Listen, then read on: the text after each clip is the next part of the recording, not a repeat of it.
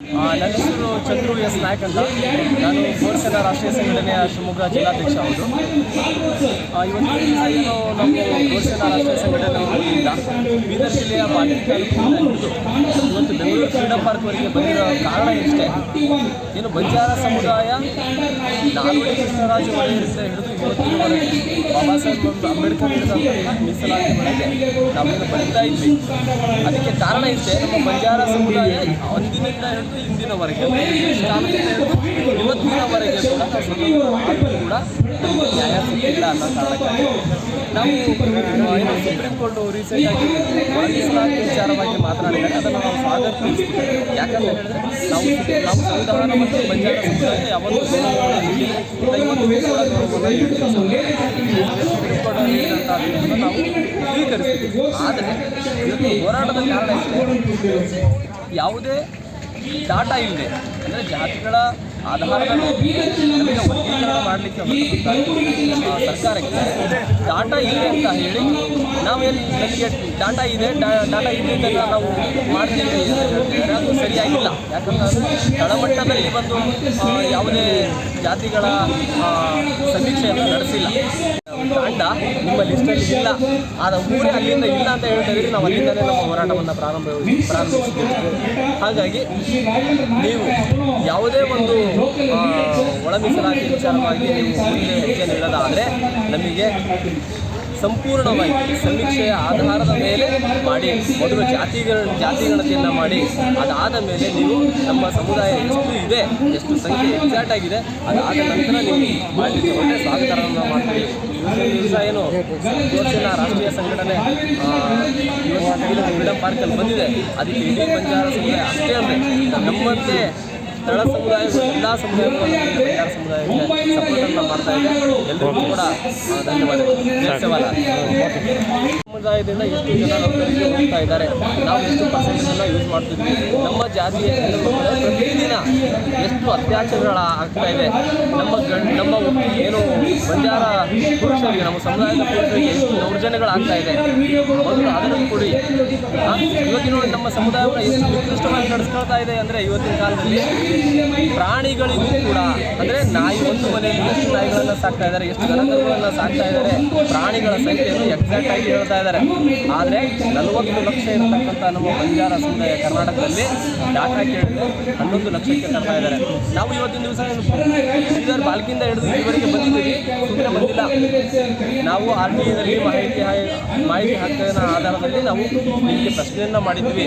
ನಮ್ಮ ಸಮುದಾಯದ 3,500 ಚಿಲ್ಲರೆ ಇರತಕ್ಕಂಥ ತಾಂಡಗಳಲ್ಲಿ ಬಳ್ಳಾರಿಯಲ್ಲಿ 32 ತಾಂಡಗಳಿದ್ದಾವೆ.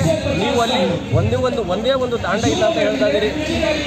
ನಾವು ಇವತ್ತಿನ ದಿವಸ ಬಾಲ್ಕಿ ತಾಂಡದಿಂದ ಅಲ್ಲಿಂದಲೇ ಯಾಕೆ ಪ್ರಾರಂಭ ಮಾಡಿದ್ವಿ ಅಂದರೆ, ದೊಡ್ಡ ಬಂಗಲೆ ಕೊಡಲ್ಲ. ನಾವು ನೋಡ್ತಾ ಇದ್ದೀವಿ, ಟ್ಯಾಕ್ಟರ್ ಸತ್ರು, ಅತ್ಯಾಚಾರ ಮಾಡಿಸತ್ರು, ಆಮೇಲೆ ಆ ಮಕ್ಕಳೇನು ಹೋಗ್ತಾರೆ, ಅವರು ಅಂದರೆ ಶೈಕ್ಷಣಿಕವಾಗಿ ವಂಚಿತರಾಗ್ತಾರೆ. ಅದನ್ನು ಬಿಟ್ಟು ನಮ್ಮ ಒಳ ಮೀಸಲಾತಿಯನ್ನು ಸುಪ್ರೀಂ ಕೋರ್ಟ್ ಮಾಡಿದೆ, ಅದನ್ನು ನಾವು ಸ್ವಾಗತ ಮಾಡ್ತೇವೆ. ಸುಪ್ರೀಂ ಕೋರ್ಟ್ ನಾವು ವಿರೋಧ ಮಾಡೋದಕ್ಕಾಗಲ್ಲ. ಆದರೆ ನಮ್ಮ ರಾಜ್ಯ ಸರ್ಕಾರ ಏನಿದೆ, ನಮ್ಮ ಜಾತಿ ಗಣತಿ ಮತ್ತು ಜನಗಣತಿ ಆಧಾರದ ಮೇಲೆ ಮಾಡಿ, ದಯವಿಟ್ಟು 2011 ಜನಗಣತಿ ಬೇಡ, ಈಗ 2025 ಆಗಿದೆ, ಅದು 14 ವರ್ಷ ಆಗಿದೆ. 14 ವರ್ಷದ ಜನಗಣತಿನ ತಗೊಂಡು ಅದು ನ್ಯಾಯಸಮ್ಮತವಾಗಿದ್ದ ದಯವಿಟ್ಟು ಮಾಡಿ. ತರಾತುರಿಯಲ್ಲಿ ಯಾವುದೇ ರೀತಿಯ ಅಡ್ಡ ನಿರ್ಧಾರ ತಗೋಬೇಡಿ ಅಂತ ಹೇಳಿ ಈ ನಮ್ಮ ಯಾತ್ರೆಯ ಮುಖ್ಯ ಉದ್ದೇಶ ಆಗಿದೆ. ಎಲ್ಲರಿಗೂ ಧನ್ಯವಾದ.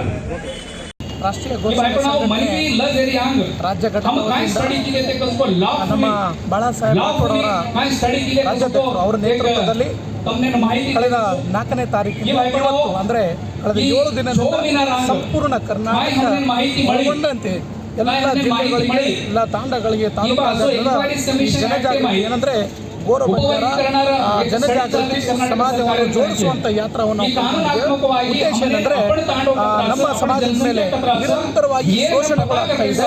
ನಮ್ಮ ಸಮಾಜದ ಮೇಲೆ ಜ್ವಾಲಾಂತ ಸಮಸ್ಯೆಗಳು ಏನಂದರೆ, ಈಗ ದೊಡ್ಡ ಸಮಸ್ಯೆ ಅಂದರೆ ಸುಪ್ರೀಂ ಕೋರ್ಟ್ ಆದೇಶ ಕೊಟ್ಟಲ್ಲಿ ಒಳ ಮೀಸಲಾತಿ ವರ್ಗೀಕರಣ ಮಾಡಬೇಕಂತ ನಾವು ಸುಪ್ರೀಂ ಕೋರ್ಟ್ ಆದೇಶವನ್ನು ಸ್ವಾಗತ ಮಾಡುತ್ತೇವೆ.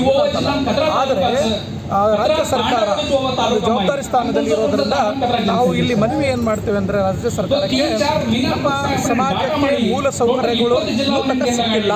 1947 ನಂತರದಿಂದ ಈಗ ತನಕ ನಮ್ಮ ತಾಂಡಗಳು ಕಂದಾಯ ಗ್ರಾಮವಾಗಿ ಪರಿವರ್ತನೆ ಆಗಿಲ್ಲ. ನಾವು ಜಾಲಾಂತ ಸಮಸ್ಯೆಗಳಿವೆ. ಅದಕ್ಕಾಗಿ ನಮ್ಮ ಸಮಾಜ ವರ್ಗೀಕರಣ ಮಾಡಬೇಕಾದ್ರೆ, ಒಳ ಮೀಸಲಾತಿ ನೀವು ವರ್ಗೀಕರಣ ಮಾಡಬೇಕಾದ್ರೆ ನೀವು ವೈಜ್ಞಾನಿಕವಾಗಿ ಎಂಪೆರಿಕಲ್ ಡಾಟಾ ದತ್ತಾಂಶವನ್ನು ಕಲೆಕ್ಟ್ ಮಾಡಿ ನಿಜಾಂಶ ಸತ್ಯಾಂಶ ಬೆಳಕಿಗೆ ಬರಬೇಕು. ನಮ್ಮ ಈ ಕರ್ನಾಟಕದಲ್ಲಿ 40 ಲಕ್ಷ ಜನಾಭಾ ಇರೋದು, ಸಂಖ್ಯಾಬಲ ಇರೋದು. ಆದರೆ ಡಾಟಾದಲ್ಲಿ ನಾವು ನೋಡ್ತೇವೆ 2011ರ ಸೆನ್ಸಸ್ ಜನಗಣತಿ ಪ್ರಕಾರ 11 ಲಕ್ಷ ಅಂತ ತೋರಿಸ್ತಾ ಇದ್ರೆ ಇದು ಯಾವ ಅನ್ಯಾಯ? ಉಳಿದ 30 ಲಕ್ಷ ಏನು ಸತ್ತರ ಏನು ಬದುಕುಳಿದಾರ ಅದು ಸವಾಲು ಮಾಡೋಕ್ಕೆ ಇವತ್ತು ನಾವು ಈ ಫ್ರೀಡಮ್ ಪಾರ್ಕ್ ಮೂಲಕ ರಾಜ್ಯ ಸರ್ಕಾರಕ್ಕೆ ಕಿವಿ ಮಾತು ಹೇಳಲು ಬಂದಿದ್ದೇವೆ. ಸವಾಲುಗಳು ಸಾಕಷ್ಟಿವೆ, ಅದರ ಉತ್ತರ ಒಂದೇ ನಮ್ಮ ಸಂಘಟನೆ, ನಮ್ಮ ಕೂಗು. ಹಾಗಾಗಿ ರಾಷ್ಟ್ರೀಯ ಸಂಘಟನೆ ನಮ್ಮದು ಘೋಷಣ ರಾಜ್ಯದ ಮಾಧ್ಯಮ ವಕ್ತಾರನಾಗಿ ನಾನು ನೆಹರು ಜಾಟೋತ್ ಈ ಸಂದರ್ಭದಲ್ಲಿ ರಾಜ್ಯ ಸರ್ಕಾರಕ್ಕೆ ಒಂದು ಮನವಿ ಮಾಡಿಕೊಳ್ಳುತ್ತೇನೆ. ಏಕ ಸದಸ್ಯ ಪೀಠ ನಾಗಮೋಹನ್ ದಾಸ್ ವರದಿ ಏನಿದೆ, ನಾಗಮೋಹನ್ ದಾಸ್ ಅದನ್ನು ಸಮರ್ಪಕವಾಗಿ ನಮ್ಮ ಸಮಾಜದ ವೈಜ್ಞಾನಿಕವಾಗಿ ಒಂದು ಏನಂದರೆ ಸರ್ವೆ ಆಗಬೇಕು. ಸರ್ವೆ ಆದ ನಂತರ ಈ ಏನು ಒಳ ಮೀಸಲಾತಿ ಇದೆ ಇದನ್ನು ಜಾರಿಗೆ ಮಾಡಲು ನಾವು ಸ್ವಾಗತ ಮಾಡುತ್ತೇವೆ. ಹಾಗಾಗಿ ಈ ಸಂದರ್ಭದಲ್ಲಿ ಈ ಒಂದು ನಿಮ್ಮ ಮಾಧ್ಯಮದ ಮೂಲಕ ರಾಜ್ಯ ಸರ್ಕಾರಕ್ಕೆ ನಾವು ಮನವಿಯನ್ನು ಮಾಡುತ್ತೇವೆ. ಒಳ್ಳೆಯ ನಿರ್ಧಾರ ತಗೊಳ್ಳಿ, ನಾವು ಏನು ಬೇಡ ಅನ್ನಲ್ಲ. ಈ ಒಂದು ನಿರ್ಧಾರಕ್ಕೆ ನಾವು ಕಟ್ಟಬದ್ಧವಾಗಿ, ಆದರೆ ಅದು ವೈಜ್ಞಾನಿಕ ನಿರ್ಧಾರ ಬೇಕು.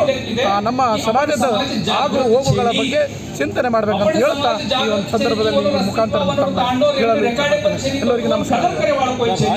ರಾಜ್ಯ ಸರ್ಕಾರ ಮಾಡಲಿಲ್ಲ ಅಂದ್ರೆ ಅದೇ ಥರ ನಾವು ಯಾವ ಸಹೋದರತ ಸಂಬಂಧಗಳು ಇಟ್ಕೊಂಡಿದ್ವಿ ಅದೇ ರೀತಿ ಅವ್ರ ಜೊತೆ ನಾವು ನಡ್ಕೊಂಡು ಹೋಗ್ತೀವಿ. ರಾಜ್ಯ ಸರ್ಕಾರಕ್ಕೂ ನಾವು ಇದೇ ಮಾತಾಡ್ತೀವಿ. ಆದರೂ ಒಳ್ಳೇದು, ಇಲ್ಲ ಅಂತಲ್ಲ. ನಾವೆಲ್ಲರೂ ಯಾವ ಥರ ನಡ್ಕೊಂಡು ಬಂದೀವಿ ಅದೇ ಥರ ನಾವು ಸಹೋದರವಾಗಿ ನಡ್ಕೊಂಡು ಹೋಗ್ತೀವಿ. ಇದೇ ನಮ್ಮ